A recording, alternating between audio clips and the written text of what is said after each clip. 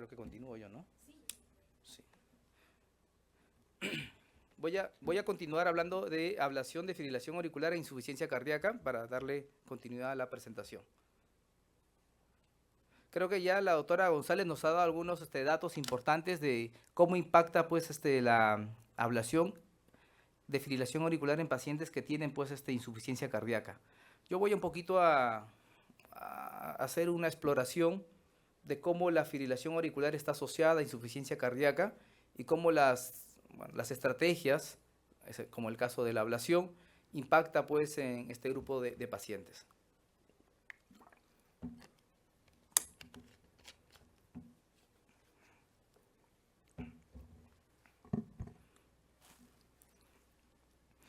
Bueno, en primer lugar, pues la fibrilación auricular e insuficiencia cardíaca son patologías que comparten muchos aspectos en común. En primer lugar, la estadística, miren ustedes, la prevalencia de FA entre 1,5 a 3%, lo mismo pasa con la insuficiencia cardíaca. Son patologías que aparecen con mayor frecuencia en mayores de 60 años.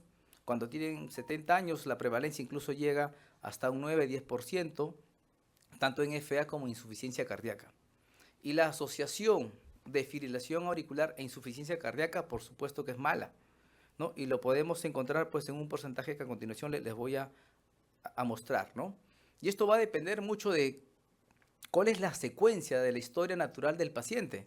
Primero tuvo insuficiencia cardíaca que lo llevó a fibrilación auricular o es a la inversa. Entonces, esto es lo que vamos a explorar el día de hoy, ¿no? Basados en ese aspecto, la insuficiencia cardíaca que nos lleve a una fibrilación auricular, tenemos diferentes trials justamente de insuficiencia cardíaca, en donde muestran que la prevalencia de FA en pacientes NYHA 1 o 2 es de 10%, y cuando el NYHA es mayor, hasta 4, pueden llegar hasta un 50% de documentar fibrilación auricular. Entonces, se muestra que los pacientes con insuficiencia cardíaca, con historia natural o progresión de esta enfermedad en el tiempo, van a tener hasta un 41% fibrilación auricular. ¿Ok? Los mecanismos que explican por qué un paciente con insuficiencia cardíaca puede hacer fibrilación auricular están bien definidos, ¿no? La insuficiencia cardíaca genera pues un incremento de sobrecarga de presión del ventrículo izquierdo, eso va a llevar a la aurícula izquierda va a tener sobrecarga de presión, volumen, remodelamiento de la aurícula izquierda, y eso evidentemente pues va a llevar a que el paciente desarrolle fibrilación auricular. Pero también, este es el concepto que hoy quiero que también lo enfaticen y lo conozcan, es que la fibrilación auricular puede generar insuficiencia cardíaca o la fibrilación auricular puede progresar, hacer que la insuficiencia cardíaca empeore. Entonces, eso es lo que vamos a ver a continuación. Los trials de FA muestran que la prevalencia de insuficiencia cardíaca varía de un 21 hasta un 68%. Y se ha documentado que los pacientes que de inicio se encontró fibrilación auricular, en el tiempo hasta un 38%, o sea, la tercera parte, va a terminar en insuficiencia cardíaca. Y los mecanismos pues, fisiopatológicos no son tan claros, pero ahora vamos a hablar de algunos de ellos, ¿ok? ¿Cómo la fibrilación auricular me puede llevar a una insuficiencia cardíaca? Y hay varios escenarios. Hay un escenario pues agudo, una emergencia, un paciente que llega pues en farma a la emergencia. Evidentemente pues hay varios factores, la taquicardia, el ritmo irregular y la ausencia de la contracción auricular justamente que puede llevar justamente a este aspecto, ¿no? Y acá hay varios mecanismos que pueden explicar por qué la FA lleva a una insuficiencia cardíaca. Es el efecto hemodinámico agudo, la cardiomiopatía inducida por taquicardias, el ritmo irregular y la fibrosis ventricular que se puede ver en este grupo de pacientes. ¿Ok? Este es el escenario agudo, un paciente que llega en farma a la emergencia y que si esta no es controlada, pues puede llevar al desarrollo de una insuficiencia cardíaca descompensada. Pero también el paciente puede estar relativamente estable, con una FA con frecuencia entre 110 y 120, el paciente puede estar asintomático, oligosintomático, y en el transcurrir de los días, una semana, ya empezamos a ver cambios, puede haber una fase inicial compensatoria, pero a partir del primera o tercera semana esto ya puede llevar, si es que la FA está persistiendo a gran velocidad, puede llevar pues a una disfunción del ventrículo izquierdo, incluso a falla cardíaca incluso pasadas las 3 semanas. Pensaría que va a esperar meses, años para que el paciente termine en esta situación, no.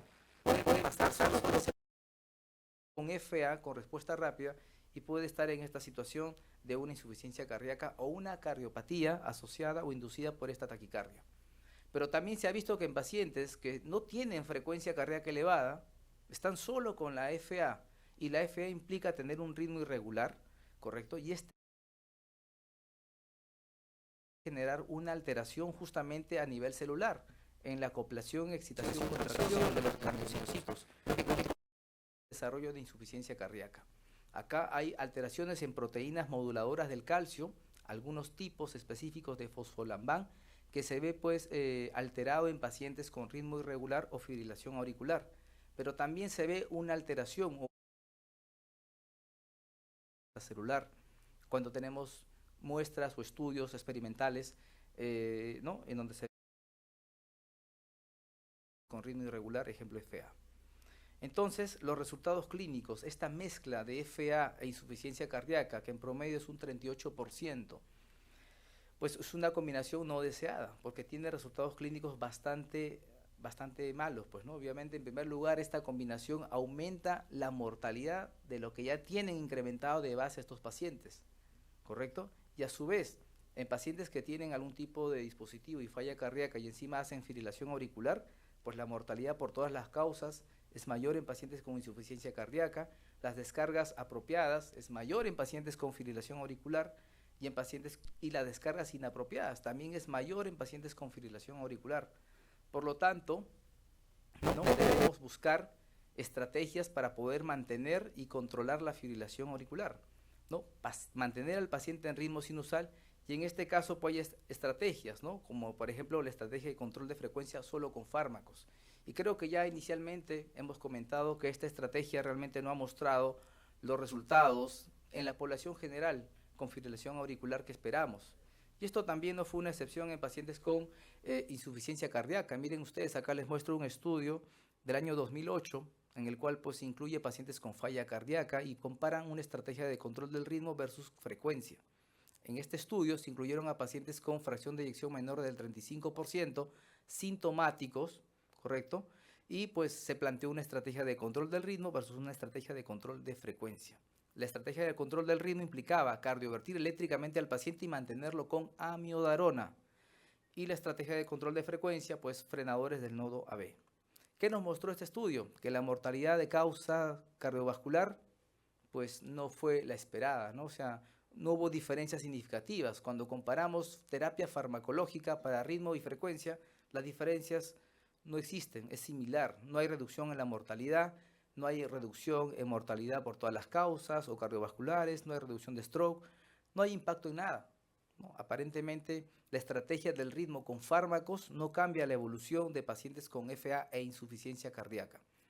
¿Y eso por qué? Pues primero porque los antiarrítmicos tienen una baja eficacia en el tiempo. Las recurrencias con un antiarrítmico, ejemplo la amiodarona, es cercano o mayor al 50%.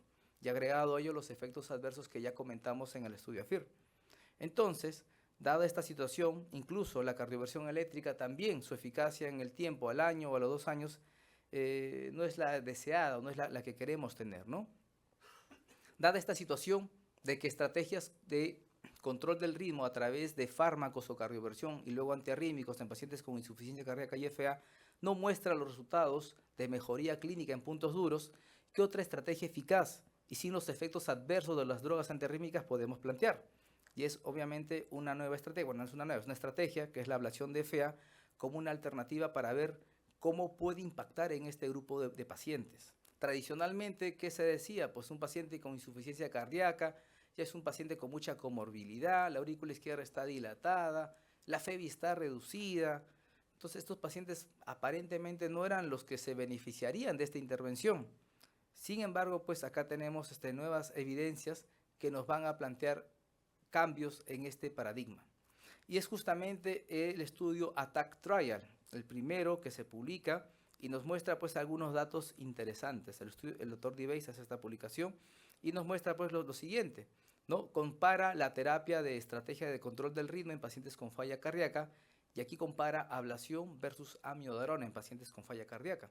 Él hizo un estudio multicéntrico randomizado, incluyó a pacientes con FA persistente, tenían DAI, tenían un dispositivo que podía monitorear el ritmo cardíaco y eran sintomáticos. Eran pacientes cuya edad media era 62 años, la duración del FA era pues en promedio de 8.6 meses a más. El diámetro de la aurícula izquierda, correcto, 47, 48, y la fracción de eyección 29, 30% en promedio. Eran pacientes con falla cardíaca con estos criterios, ¿no? El endpoint de este estudio era básicamente ver sobrevida libre de recurrencias, que creo que ya en otros estudios en población general se ha demostrado que la ablación es más superior que la terapia antiarrítmica. Pero también este estudio de pasadita agregó un endpoint secundario a los 2 años, mortalidad por todas las causas, hospitalización e impacto en la fracción de eyección. Evidentemente, las recurrencias eran mucho menor en el grupo de ablación comparado con la terapia antiarrítmica. Eso creo que no era una novedad para este estudio, pero sí específicamente pacientes con falla cardíaca, ¿correcto? Eso era un dato muy importante. La ablación impacta y reduce recurrencias. Lo interesante de este estudio es que de manera pues secundaria observaron que la mortalidad en el grupo de pacientes de ablación, ¿correcto?, era menor en comparación al grupo pues que recibió amiodarona. Lo mismo a la tasa de hospitalización y un dato muy importante, ¿no? En el grupo de ablación se vio una mejoría de la FEBI que era mucho mayor en comparación al grupo de amiodarona. Evidentemente estos son resultados secundarios, no era el objetivo principal del estudio. El estudio ATTACK Trial buscó recurrencia, sobrevida libre de recurrencias, y claramente demostró que ablación versus amiodarona, la ablación es más efectiva, ¿no?, en tener recurrencias o tener una sobrevida libre de recurrencias. Pero entonces, dado que se encontró estos resultados interesantes de que reducíamos mortalidad, pues se planteó un estudio, que es el estudio CASTLE-AF, el cual pues justamente estuvo dirigido ahora ya no únicamente a ver recurrencias, sino también ver el impacto de la ablación comparada con la terapia médica en puntos duros, como por ejemplo ver el impacto en la mortalidad global, hospitalización por falla cardíaca, muerte o hospitalización por causa cardiovascular. Y este estudio CASTLE-AF es muy interesante porque incluyó a pacientes con FEBI menos del 35%, sintomáticos, y eran pacientes portadores de dispositivo. Por lo tanto, el monitoreo de estos pacientes en el tiempo iba a ser muy fidedigno, porque todo el tiempo están monitoreados con un electrodo auricular. Es diferente monitorear a un paciente posablación de FA con un Holter de 24 horas, que pues no tiene tanto valor, que aquel paciente a quien voy a monitorear con un electrodo en la aurícula de manera permanente. Estos pacientes sí me van a decir la realidad, me van a decir la verdad. Pacientes de edad media 64, FA paroxística, persistente, eran las proporciones que tenían. Habían de los dos grupos, ¿okay? Los persistentes eran mayor proporción y la fracción de eyección era 32%. El endpoint primario fue un combinado de mortalidad, hospitalización por falla cardíaca. También hubo otro endpoint secundario, mortalidad global, hospitalización y otros endpoints secundarios, ¿no? Entonces miremos el endpoint primario. Miren que este estudio, el CASTLE-AF, se diseñó para evaluar el impacto de la ablación comparada con la terapia antiarrítmica en estos puntos duros. Fue diseñado para eso y mostró claramente pues, que había un mayor beneficio, ¿no?